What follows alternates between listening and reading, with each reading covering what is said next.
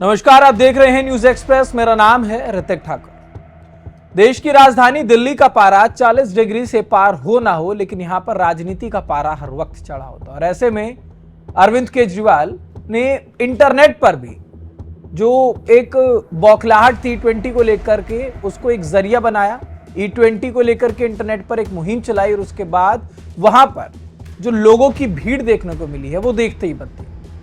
मामला E20 से जुड़ा हुआ था, E20 पेट्रोल का, क्योंकि केजरीवाल लगातार E20 पर सरकार से सवाल कर रहे थे, क्योंकि केजरीवाल बार बार ये कहते आए हैं कि E20 से कई सारे वाहन हैं जिनको नुकसान होता है, दिल्ली में आवाजाही में दिक्कत होती है। और इसी की वजह से केजरीवाल ने खोल दिया था एक डिजिटल टाउन हॉल। जी हाँ, ये 31 तारीख को टाउन हॉल खोला गया। हालांकि उस दिन तो तहसीन पूनावाला जो है उन्होंने भी कहा था कि वो भी एक मार्च निकालेंगे, संसद से लेकर के नितिन गडकरी और हरदीप सिंह पुरी के कार्यालय से आवास तक सब कुछ, मतलब एक पूरा बनाया हुआ था, लेकिन वो पूरा नहीं हो पाया क्योंकि तहसीन पूनावाला तो नजरबंद हो गए। लेकिन केजरीवाल ने ये डिजिटल टाउन हॉल चालू किया।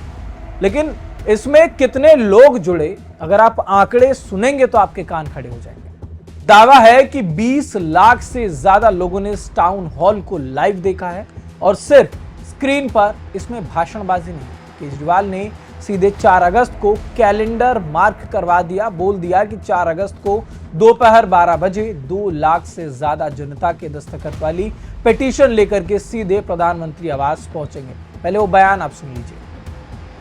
कुछ दिन पहले मैंने कहा था प्रधानमंत्री के नाम पिटीशन साइन करो। 2 लाख से ज्यादा लोगों ने पिटीशन साइन किए ऑनलाइन। उनके प्रिंट आउट ले लिए मैंने।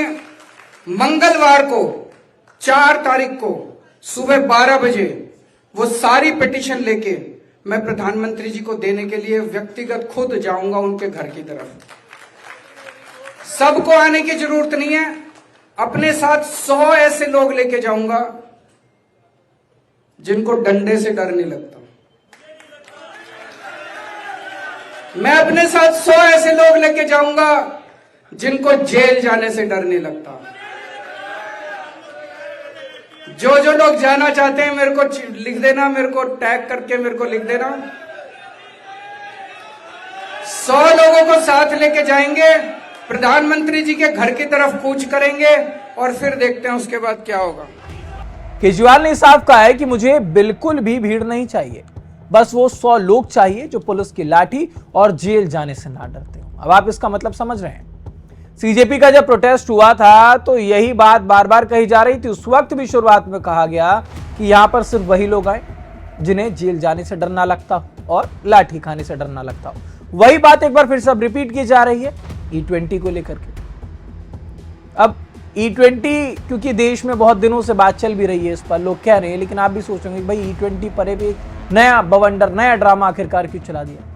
केजरीवाल ने E20 को लेकर के बहुत सारी बातें कही। उन्होंने बताया कि उनकी 3 मुख्य मांगे हैं। अगर आसान भाषा में समझें तो E20 के अलावा एक और विकल्प दो।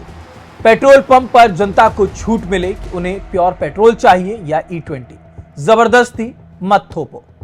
दूसरा, सस्ता करो E20। जब इथेनॉल मिला रहे हैं तो E20 का दाम नॉर्मल पेट्रोल से सस्ता होना चाहिए। तीसरा, 84 रुपए लीटर, नॉर्मल पेट्रोल का दाम घटाकर 84 रुपए प्रति लीटर से कम किया जाए। तो वैसे में ये वो 3 मांगे हैं जो कि केजरीवाल ने रखी और उन्होंने कहा है कि इसी मांग को लेकर के ये जो भी आपको मैं तस्वीर भी दिखा रहा हूं, ये वहां पर जब एक पिटीशन की बात हो रही थी, ऑनलाइन पिटीशन, इसी वो पिटीशन पर 2 लाख से ज्यादा लोगों ने दस्तखत किया ऑनलाइन। ये पिटीशन केजरीवाल ने अपने ट्विटर पे भी डाला और उसके बाद उन्होंने कहा कि सभी लोग जो हैं इससे जुड़िए, हमें E20 के खिलाफ लड़ाई लड़नी है। और लगभग 2 लाख लोगों के दस्तखत अगर इस पर हुए तो ये अपने आप में एक बहुत बड़ी संख्या है। अब केजरीवाल ने साफ कह दिया कि मुझे ज्यादा नहीं, मुझे 100 ही लोग मिले, लेकिन नीडर लोग मिले जो कि ना तो लाठी डंडे से डरते हो, ना ही वो जेल जाने से डरते हो, तो ही ये जो मार्च है ये सक्सेस हो पाएगा। टाउन हॉल में कई लोगों ने तो अपनी गाड़ियों का जो दुखड़ा था वो भी रो दिया। बोले कि साहब E20 से हमारी गाड़ियों को तो बहुत दिक्कत हो रही है, हमारा इंजन बैठ गया है, माइलेज बिल्कुल गायब हो चुका है। केजरीवाल ने इस पर एक और गंभीर आरोप जो है वो जड़ दिया। बोले कि भाई अमेरिका दुनिया का सबसे बड़ा इथेनॉल उत्पादक है। वहां के राष्ट्रपति ट्रंप को खुश करने के लिए भारत सरकार अमेरिकी इथेनॉल का आयात 5 गुना बढ़ा रही। हालांकि बीजेपी ने इस पर पलटवार करते हुए कह भी दिया कि ये सब जो है भ्रम फैलाने वाली बात है। E20 से देश का 1 लाख करोड़ रुपए का जो है विदेशी मुद्रा भंडार बच रहा है। तो अब कुल मिलाकर के जो बात है वो यही है कि एक तरफ सरकार का तो ये दावा है कि E20 से पर्यावरण सुधरेगा और देश का पैसा बचेगा, तो दूसरी तरफ जो आम गाड़ी चालकों का दर्द है कि पुरानी गाड़ियों का इंजन जवाब दे रहा है। 2023 से पहले जिसने गाड़ी ली है वो क्या करे। अब ऐसा नहीं कि हर व्यक्ति 2023 से पहले जो गाड़ी लेकर के बैठा है सबकी छोटी गाड़ियां हैं, जिनकी बड़ी गाड़ियां भी हैं उनको भी ये समस्या आ रही है। लाखों करोड़ों के वाहन जो लोग सड़कों पर लेकर चल रहे हैं वो क्या करें, उन सबके मन में ये सवाल है। और सोशल मीडिया पर तो कैसी आग लगी हुई है E20 को लेकर आप सभी देख ही रहे हैं। लेकिन अब ऐसे में ही देखना होगा कि 4 अगस्त को जब वो निडर समर्थकों के साथ केजरीवाल पीएम आवास की तरफ कदम बढ़ाएंगे तो दिल्ली पुलिस इस पर कैसा रुख अपनाती है, किस तरीके का पहरा दिल्ली पुलिस देती है। फिलहाल आपसे भी सवाल है कि क्या आपके पास भी E20 पेट्रोल डलवाने के बाद गाड़ी में कोई दिक्कत आ रही है, या आपको लगता है कि E20 देश के हित में है, या फिर इसका विरोध करना जायज है। आप इस पर क्या सोचते हैं हमें कमेंट बॉक्स में जरूर बता के जाइएगा। देश दुनिया से जुड़ी तमाम खबरों के लिए देखते रहिए न्यूज़ एक्सप्रेस।